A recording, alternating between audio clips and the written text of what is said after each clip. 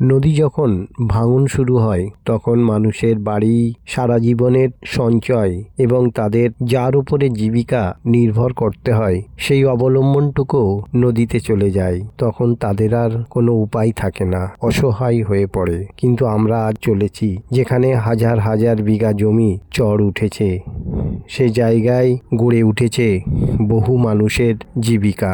তবে বর্ষার সময় এইসব জায়গায় হয়ে ওঠে ভয়ঙ্কর। বড় বড় খাল, বনের মধ্যে দিয়ে বিভিন্ন বিষধর সাপের ভয়কে উপেক্ষা করে চলতে হয় এই চাষ করার জন্য। এখানে ছেলে মেয়ে উভয়েই চাষ করতে আসে। আমরা আজ চরকাঁটা পুকুর থেকে 1 ঘন্টা হাঁটলাম। বনের মধ্যে বাঁশের সাঁকো, কখনো গাছের গোড়ে দিয়ে সাঁকো বানানো, আবার কখনো সিমেন্টের পোলের উপর দিয়ে পার হলাম।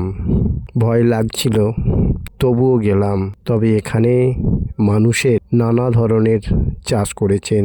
জবা, গাঁদা, চেরি, নানা ধরনের সিজনাল ফুল এবং নানা ধরনের সবজি চাষ করেছেন এবং প্রচুর পরিমাণেও হয়েছে এখানে চাষ।